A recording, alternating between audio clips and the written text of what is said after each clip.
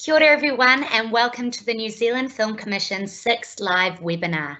Thank you so much for joining us this evening. What a year it has been.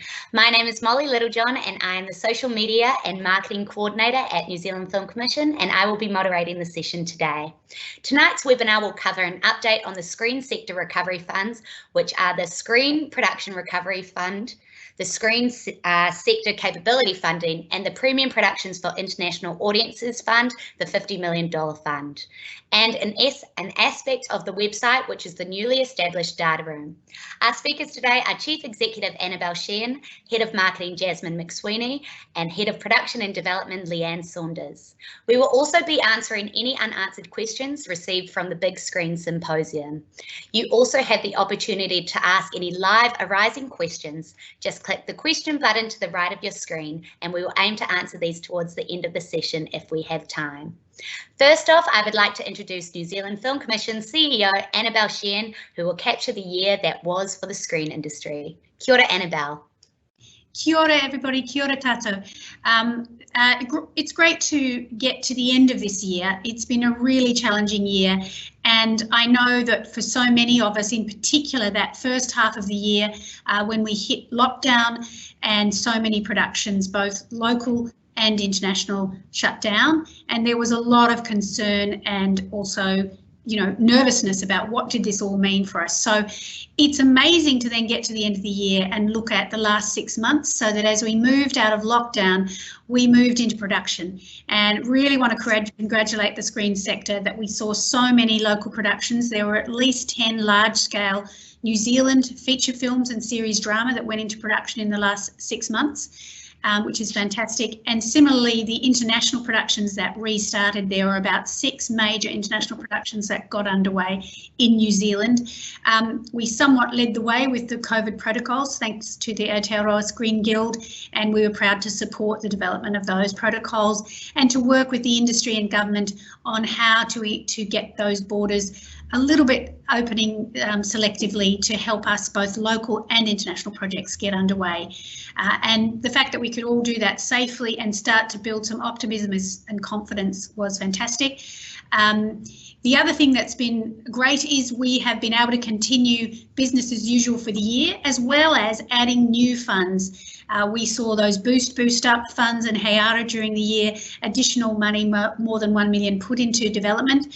And all that work on development has paid off, because we're seeing that the first half of 2021, we've got yet another approximately around about 10 New Zealand projects, features and series will go into production, larger scale production. So it's things are moving forward in a positive way after a very challenging time. We've had really great experiences at the box office. So I'm going to hand over to Jasmine, Head of Marketing, who works so closely with the exhibitors, distributors and filmmakers, to talk to us about how releases have gone for New Zealand film since things opened up again in July. Thank you, Annabelle, and kia ora everybody, and thank you for joining this webinar tonight. Yeah, post the lockdowns in New Zealand, 11 New Zealand films have released in cinemas, with the first film being This Town on August the 6th. So that's a lot of films, and these films have all been supported really well by New Zealanders coming to cinemas to see them. We all know that Savage took over $1.5 million, Baby Done has done really well, we've got 660 in the cinemas, and all those films are getting great support. We don't take that support of New Zealanders for granted, and we are now working closely with distributors and the filmmakers on the 9 New Zealand films scheduled for release in the first half of 2021. So it's going to continue to be really busy for everyone. But also I'd like to do a shout out to the Coming Home in the Dark team, whose film has been selected for the midnight section of next year's Sundance. Oh, we seem to have lost Jasmine Film there. Festival and Catherine Fitzgerald. Are you back? You're back there. Cool.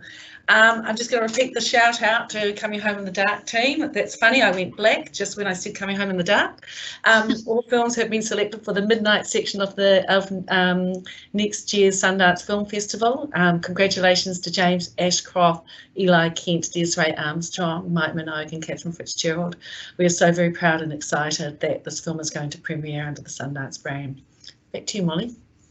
Thank you, Jazz and Annabelle. I would now like to introduce Head of Development and Production, Leanne Saunders, who will give us an update on the Screen Production Recovery Fund. Kia ora, Leanne. Kia ora, Molly. Kia ora koutou. Hello, everyone. And big congrats to the films that Jazz has just mentioned. Look, as we know, the $13.4 million Screen Production Recovery Fund was announced earlier this year, and that was for projects that were affected by COVID-19. So many were in either production or in post. So as at today's date, the fund has a projected claim on it of just under 6.4 million, which is great. That consists of 25 approved applications and 14 in various stages of processing. So that means that there's roughly 6.75 million of the fund remaining at the moment. Last week we confirmed that the fund will remain operative until 30 of June 2021. The deadline for applications is going to be the 30th of April 2021, so that allows 2 months for assessment. To be eligible, you are going to need to have either a SPIG provisional certificate or an offer of funding from the New Zealand Film Commission. It applies to shorts and features and also for SPIG national projects. So for further clarity on the funding criteria, which has had some recent variations, you would, if you want more information, you can contact Vicky Jackways on the team at screenrecovery@nzfilm.co.nz, and just noting there was an update in the guide in our newsletter that was published last week as well. Thanks, Leanne. You can find the email address in the webinar chat that we will pin up now. And we'll come back to you, Leanne, for an update on the screen sector capability funding, which is being managed by the talent development team, led by Dale Corlett, with key contact person being Nia Phipps. Leanne. Yes, we've also launched this fund, which is part of the recovery package. The screen sector capability funding has a total of 1 million spread over 2 years. So far, we have committed approximately 370,000. So this has been over a mix of screen sector industry organisational support and also for development and training programs. There's been a wide range of work covered, which includes support for writers, editors, producers, cinematographers, also the games and interactive sector, support for festivals, markets, and also a range of broader skills development training. It covers talent who are new, emerging, and mid-career level. The next deadline for this funding will be the end of January, and that will be the last for the financial year to June 30. So get in. The contact for that is nia.phipps@nzfilm.co.nz. Thank you for that update, Leanne, and I'm sure we'll put that email in the webinar chat as well. I would like to now bring back Annabelle, who will provide an update on the just launched Premium Production for International Audience Fund. Annabelle. Yes, so some of you who were at Big Screen Symposium would have seen Minister Cepoloni launching the fund officially, and some of you will also know that we've put the guidelines up last Wednesday. They're available on our website, and the actual application portal will be open this evening, and so you'll be able to dig in there and look at that in more detail. So we really appreciate that. The great thing about this fund is that it fits with that partnership, the word partnership, which has really been a theme for this year. With the challenges that we've faced, it was really great to have so many important Zoom meetings. I think we might all be Zoomed out, but it was great to do so many Zoom meetings with guilds and associations and with my fellow agencies, NZ On Air, and also Te Manga Pāhai. So I also thank so much the ministries that have really been incredible supporting the funding of the work post-COVID impact. So thank you, Ministry of Culture and Heritage. So the Premium Production Fund for International Audiences is now launched. Some of the things that have evolved, you can know that it accounts for, or you can apply whether you have a drama feature or series feature. You can apply with factual and you can apply with animation. It's run by about 5 objectives. So the objectives you'll have to meet will be around economics and jobs, strong cultural benefits, as well as viability to get to market soon. It's a step up for the industry and we're looking for ambitious projects. It's, as I say, a joint project between NZ On Air, Te Mango Pāhai, and I really want to thank my fellow CEOs, Cam Harlan and his team and Larry Parr and his team for all the work that we're all doing together to finalise the fund. Also to note that in the new year, we will be launching the Premium Production Fund's development program. And so people will get those details soon. We're just going through, we'll be starting a consultation process and get that turned around as quickly as we can to ensure that those guidelines are up very soon. The thing is that all agencies have their own baseline development programs. You know that the Film Commission has the Early Development Fund and the Advanced Development Fund. There's a new deadline for Early Development Fund, which is upcoming in the first quarter of next year. I believe it's January. ADF is a rolling fund open at all times. And we also have the International Co-Production Fund that supports New Zealand producers working with partners overseas. That is also an ongoing fund, always open. That's where we provide match funding of up to 50k if a producer can come in showing funds from their partner, whether it be a market partner or another screen agency around the world.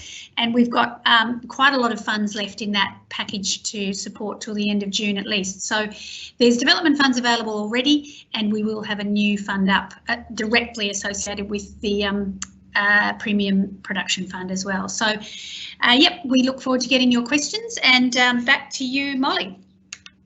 Thanks, Annabelle. Now I would like to bring Jasmine to present the New Zealand Film Commission's website, New Data Room. Jasmine. Thanks, Molly, and kia ora again, everyone, and fingers crossed you won't lose me this time. So for those of you who would have just seen the most recently published NZFC newsletter, we've refreshed our website and, sorry, can you hear me? Yes. Yes. We've refreshed our website and there's a new section that we've now included, which is called the Data Room. The Data Room contains interactive visuals displaying data captured by the Film Commission during the 2019 and 2020 period. So there's a range of information available, and this includes information around funding applications and approval volumes, gender and ethnic diversity of filmmakers, spend triggered by the New Zealand SPIG grant, and any other research that we think may be of interest to the New Zealand's screen industry. The purpose of publishing this information is to ensure transparency across the activities and funding granted by the NZFC. Publishing and providing visibility of demographic data is also part of the NZFC's continued effort to support a diverse screen industry in New Zealand. Data used in the data room has been captured from applicants through the application portal. The disclosure of this information is voluntary, but we do encourage all applicants to include this information so that our data is robust and correctly reflects the screen industry. All reporting has been completed in an aggregated manner to respect the privacy of our applicants. The NZFC has made a commitment to capture and publish this information on an ongoing basis to allow comparison across time, and data will be updated at the end of each financial year. Let's just take a quick look round at the data room. I'm going to share the screen, fingers crossed. So this is the land. So once again, the data room is in the About Us section of the Film Commission website, and you can see here that these are the groups that we've put all the data into. So let's just have a look at the funding volumes for 2019-2020. So here is the data here. So this is the page for development and production financing for the period. So these figures compare the application volumes and funding amounts granted by the Film Commission across development and production initiatives for the 2019 and 20 financial year. So you can see the split between development and production. As you move down, this graph shows an aggregated view of application and approval volumes across both direct and devolved initiatives for the year in question. And we've got tabs. So you can go through and you can click through and you can see the change and the progress, the funneling through of the numbers there. We can continue down. there's a tab here to download the data, so which means you can download the graphs for your own research or for your own documents if you like. Here again you can see clearly the growth in number of applications that we've had come in from 2015 to 2019, so there's comparison between years, and so on and so on. We've also, of much interest to everyone in the film industry, is gender numbers. So we've got two ways of counting gender. It's either by head count or project count. So this is the head count page, and you can see we've got data around the diversity across development and production once again, representation of female creatives, and the diversity through those key creative roles. So development, production, you can see the change through, and the development and production combined. And then we've also captured the international data, the data around the SPIG. This is international. Domestic is on in a different page of this data room. And so here you can see the NSPIG and review, the spend, the grant, and the project formats, and all the projects which have been supported by NSPIG. So a lot to unpack there. A lot of work has been done there. So enjoy doing that over the Christmas break, and as well as going to movies, New Zealand films. Thank you, Jazz. We encourage you all to visit our website and explore the information included in the data room. If you want to know more details about methodologies or calculations used, then you can head to the About This Data section of the data room. Links to the data room will be provided now in the chat section. Also, just wanted to get a quick correction. I've just got a message from Dale Collette. The screen capability funding, it's not 1 million across 2 years, it's 2 million across 2 years, so $1 million per year, just correcting that. And now moving on to a couple of questions that the Film Commission received at the Big Screen Symposium. Now, a reminder, you can ask questions in this webinar via the question button, and we aim to get towards these towards the end of the session if we have time. Now, one of the questions we received at Big Screen Symposium, which was unanswered, was there is a gap between short to feature length long form content in which many creatives trip up. Does the New Zealand Film Commission plan to support the actualisation of short to long? Leanne, you might want to speak to this. Kia ora, Molly. Look, happy to. We're very aware of the gap between shorts and features, and we're actively working on programs and support for that all the time. Would just note that it's not a new issue. There's been a perennial conversation going back more than 25 years when shorts first began to be called calling cards towards making your feature film. In those days, it was especially true if your shorts got into A-list festivals like Cannes, Venice, Berlin and Sundance. Nowadays, thousands more people are making short films on cheaper technology, so you really have to stand out from the crowd to close the gap yourself. So NZFC endeavours to help bridge that gap via many support initiatives and programs. One of the ones that we have instigated in the last couple of years between D&P or Development and Production and our Talent Development Department is Catalyst, which is a high value short film which is funded to a total level of up to 100,000, of which 90,000 goes towards the short, and there's an additional grant of $10,000 which is provided to the team to help them continue to develop their long form content, and the two are assessed alongside each other, and that's a very active way of trying to develop bridge that gap.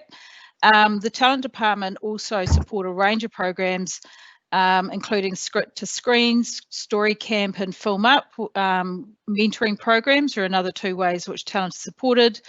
We've got the seed funding where people can come in without producers to get support for their first time feature film, or established people can go into Seed Advanced and get support through that. We've also got our on-the-job development program, which provides opportunities for talent to learn skills through attachment. to long form programs, which is hands-on, and that's both domestic and international shows which are shooting here. The program also connects talent with senior mentors to help them in their own personal development as well as project development. And we also, NZFC also supports ongoing the guilds and industry organisation who run a wide variety of training and development programs.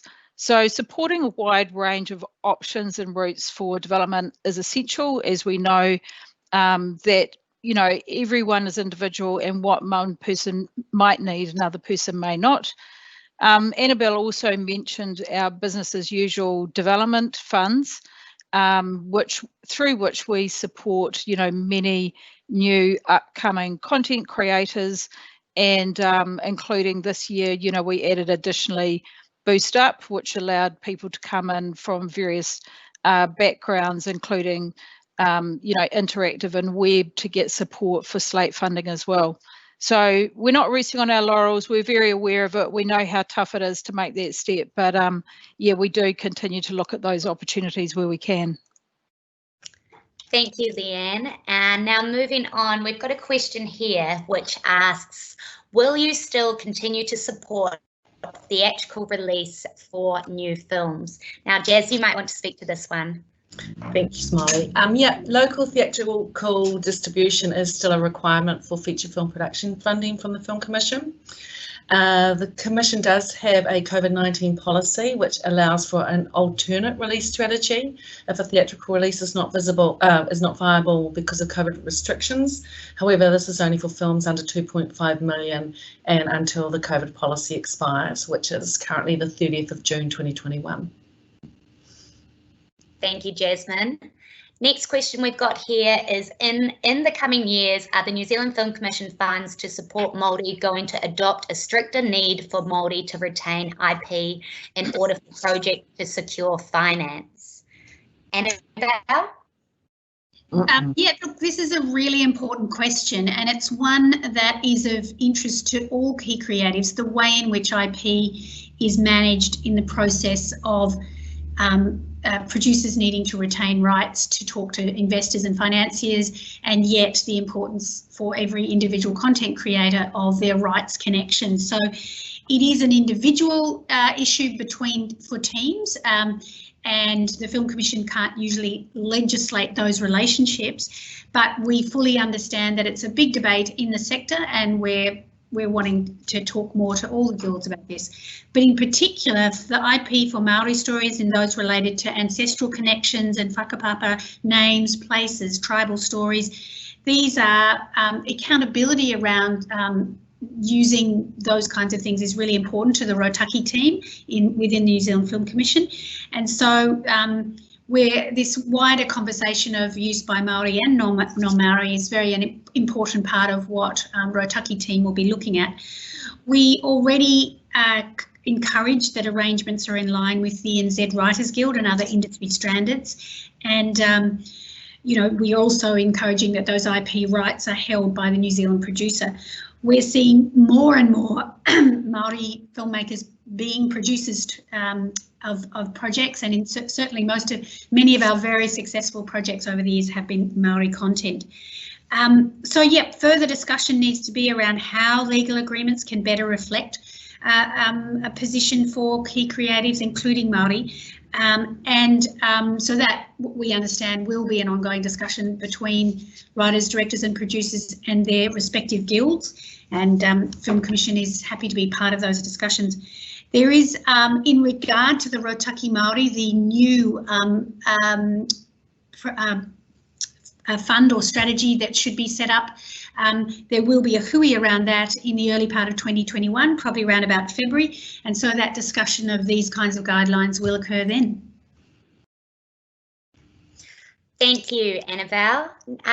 The next question we have here is also kind of similar in a way of following from this.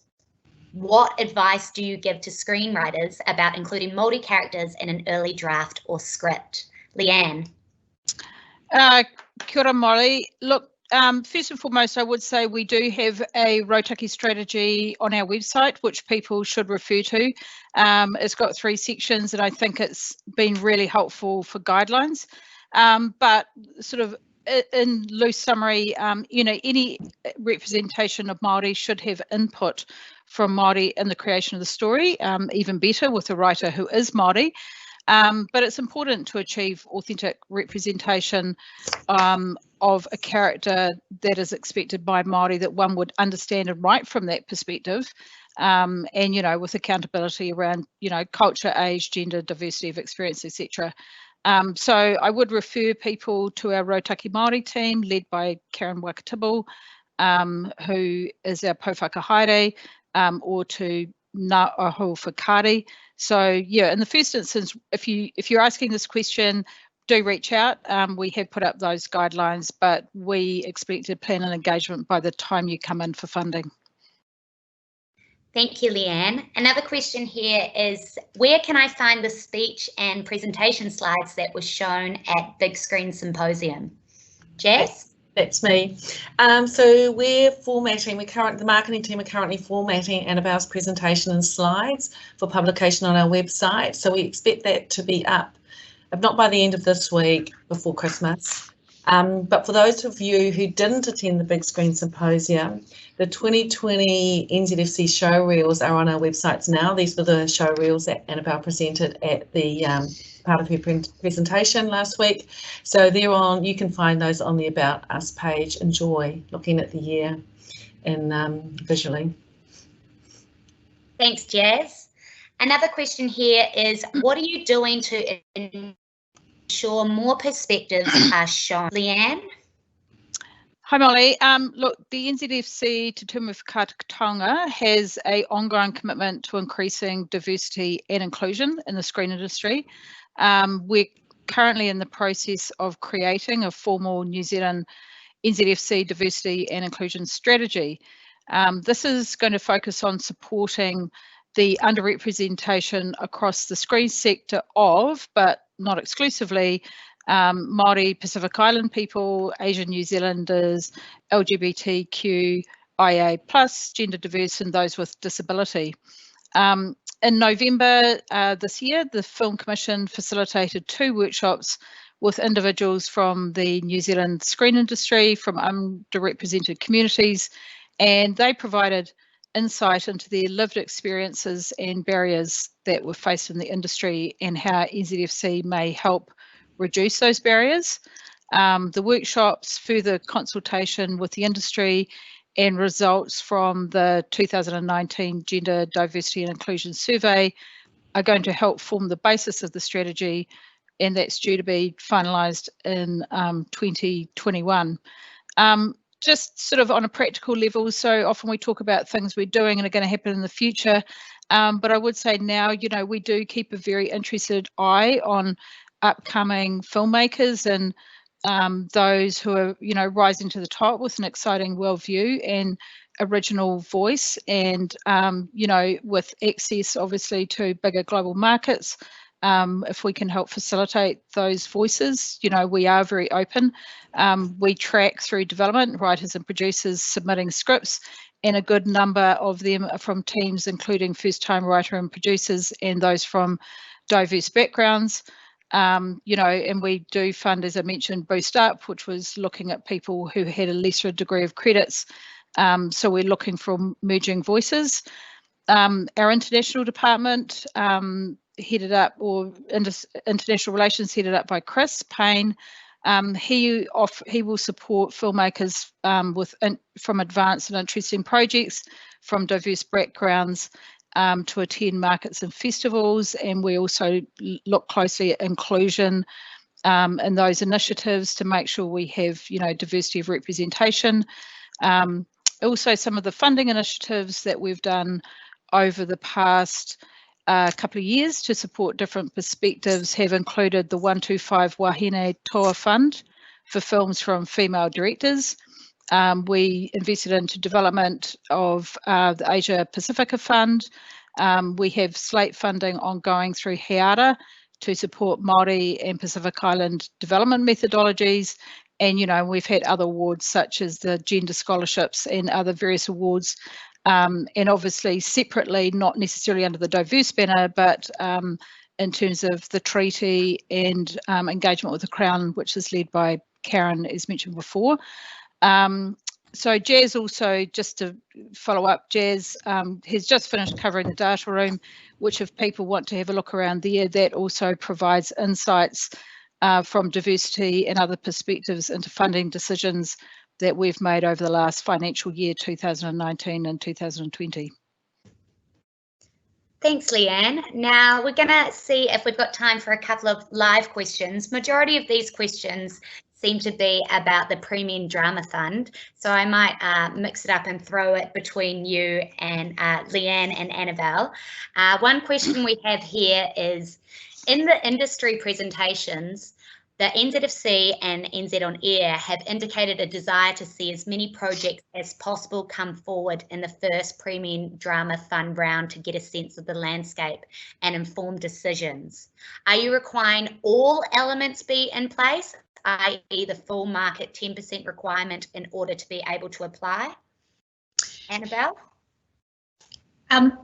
Yes, we do require or want to see all of those elements in place as much as possible, because what we mean by opening the frame is what we did was we didn't put a minimum threshold or a maximum cap, or, you know, we tried to make the fund as flexible as possible so that projects that are nearly ready to go into production of all sorts of types can come in and work out if they fit the notion of the ambitious step up of the Premium Drama Fund and its kind of drivers. So if you were not to have had your 10% international finance in place, perhaps you have a letter of interest, and that's certainly worth us looking at, and it's well worth talking to the team about that. But generally, it's really great if you are coming in when you're much more ready and closer to production, than if you're really the only thing you have is the possibility of the fund itself and no other partners. So yeah, I think if people are worried about the amount of market attachment that they could have or could say they have, they should talk to the team at the Film Commission, and we'll start to understand and give advice to you. Thanks, Annabelle. And a follow-up second part of the question was, are you offering conditional financing commitments to help projects complete finance work? I'll throw that to Leanne, but just off the, you know, in principle, it's not typically how we're going to do it, but we certainly understand the reasoning behind that question. So Leanne, did you want to add more to that? Yeah, look, I think as well as launching our guide application form tonight, we're also going to be launching a terms of trade. It's going to back up a lot of what's already been launched in the guidelines, but there will be detail in that, and that's the thing that's worth looking at. I think any offer, and we can't presuppose because, you know, the panel is yet to be formed, but it's likely there's going to be conditions with any offer that's made that would be completely normal at this level of investment, and those terms of trade will go into that. I think Annabelle's right. Look, you know, production at nzfilm.co.nz. People find it easy to find Annabelle's email, my email, and we've also got Olivier who's working with us. Please contact us before you put in an application, and also part of having the applications open at this stage of the year is if you're having issues, you can get hold of us before the end of the year. So we haven't got very many days left. So do go in there and have a look. But I think that it is a step up. As Annabelle said, we have no minimums, but as you know, NZFC is able to put in up to 2 million into feature film investment. So, you know, if there's existing programs that you're able to access, I would say as a broad rule of thumb, you would be looking to see what is different about the particular project you're putting forward and as to whether it could access existing funding. So yeah, by all means come to see us. But yeah, we think that there will be strong demand and some strong projects, but we're very willing to talk about it in advance. Thanks, Leanne. Another question we have here, which has been asked twice, but in two different ways. So we'll go for one. Are you going to be able to apply for development funding in both rounds / is development funding going to be offered in both rounds of the Premium Drama Fund? So development funding will have its own time that it opens up for funds and its own deadlines. Clearly, the production fund is first and has been launched, and the deadline for that is February 17. What we're expecting is that there's a lot of projects that we're already aware of that have been coming together, larger scale projects which will be able to see the Premium Production Fund as a really good port of call for them, and that they're not necessarily needing any further development. So in that first round of the production fund, we are not necessarily expecting those projects to need additional development funding, but it's certainly a consideration.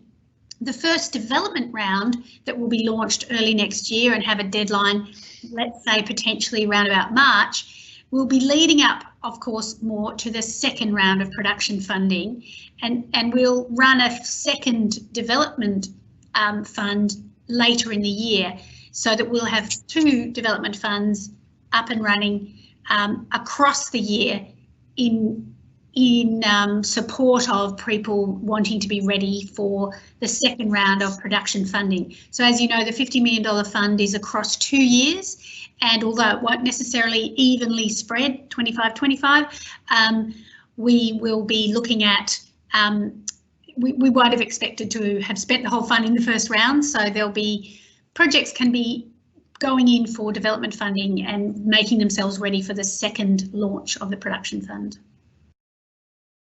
Thanks, Annabelle. Another question we have here is regarding companies. So we're two questions here differently. Are shareholders of companies listed on the New Zealand Company Register required to be New Zealand residents or hold New Zealand passports? And also, please advise the definition of a New Zealand company. Hi, Molly. Leanne here. Hi. Look, the applicant must be a New Zealand citizen or permanent resident and be one of the New Zealand producers of the project, and they also must apply for two potential company structures. So both of them must apply through a company incorporated and carrying on business in New Zealand and have central management in New Zealand. At least one of the directors of the applicant company must be held by a New Zealand citizen or permanent resident. And then either must be either an established screen business, which means active for more than 3 years with commercial credits in at least one of the eligible formats, or a special purpose vehicle where the applicant is a company director and majority shareholder with produced by credits or equivalent it has to be appropriate produced by credits or equivalent in at least one of the eligible formats. Thanks, Leanne. And this is in the terms of trade as well, if people want to read it in writing, because I realise it's a 2-level and it's reasonably complex. Fabulous. Thanks, Leanne.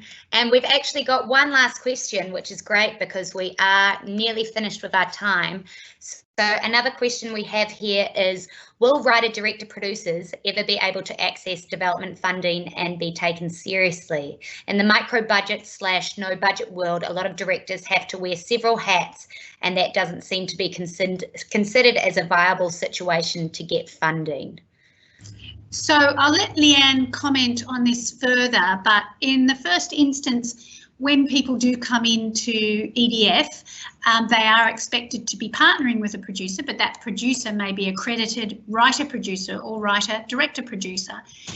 We do, as people know, have seed funding, which is run through the Writers Guild, and we provide that funding to the Guild to offer up, and that does not require the writer to have partnered with a producer. But so yes, at the moment, our in-house development funding does require a producer attached, but I'll let Leanne comment more on the expectations of that producer partner. What we're looking for by the time a project comes to the New Zealand Film Commission is that they have a real chance of getting made, that they're on a path, a journey towards getting funded. And so what that usually means is that the writer-director has partnered with a producer who is a financing producer who can bring finance, international, private equity, etc., to the final budget. So that's part of the driver there, why we tend to have that set up. So on the other hand, we're also thinking through other ways that we can ensure that new voices are coming through who may not have had the chance to partner yet. And so you'll see some special programs like that next year. Leanne, did you want to add more comments to that in terms of the producer credits for EDF, for example? Yeah, look, I mean, I've worked in the micro budget world myself. It is really tricky. And I think one of the things with development is that it's a relationship of development funding to production budget actually is quite difficult. New Zealand Film Commission has to comply with industry guilds, and of course we happily do so, which means that the level of funding is for a professional level of writing, and the correlation between that and micro budget film is quite difficult when you think, you know, we could easily be funding up to 80,000 in a project in a micro budget world. It could be a fifth of the budget. So I think it is tricky for writer, director, producers in micro budget to be accessing. So you tend to do your development more in other media, whether it be web series or short film, where you're actually flexing your muscles, I suppose, through developing. Often we have people come in who've done a lot of work in the television commercial sphere, which again, myself, I did, and I worked with a lot of directors who were working in that sphere as well. So it's a difficult space in terms of the funding models and guild minimums for writing feature films and the scale that's demanded in terms of the audience you need to reach and the investment from distributors and reaching markets. So the micro budget route tends to be one that people don't spend lifelong careers because it's actually so tricky to make it work, because you're essentially, you know, you're not working to industry minimums. They're often things for people to get their voice and then branch out, move on and take a step up. So I guess what we do is we're trying to look for structures that will help people reach a wider audience, and which is why we, you know, promote and help people to partner up and work for minimums. We have run low budget schemes at the Film Commission. They're particularly difficult to fund at micro budget levels, again, because of minimums that you need to pay people. And I think that's getting increasingly difficult in a COVID environment as well, when you have to look at the cost around operating at various levels. So I know you're speaking about development, but we often think of development in proportion to what you're trying to achieve at the end game. But we're very happy to talk, and our talent department are happy to talk to people about their career as an overall perspective and what they hope to achieve out of various approaches. But yeah, we see micro budget work as a strategy rather than a long-term end game, simply because, you know, it is incredibly difficult. Thanks, Leanne. Unfortunately, that is all the time we have. Thank you to all those who submitted questions, and a huge thank you to our fantastic panel, Jasmine, Leanne and Annabelle. We had around 60 attendees this evening with us, so thank you for joining us. This webinar has been recorded, so if your friends or colleagues missed it, it will be available on the website in the next day or so. Thanks again for joining us, and I hope you all have a very Merry Christmas and a restful time with your friends in whānau over the summer break. Just noting that the New Zealand Film Commission will be closed from the 24th of December at 1 p.m. and we will be back in the office on the 11th of January. Thanks again, and ka kite.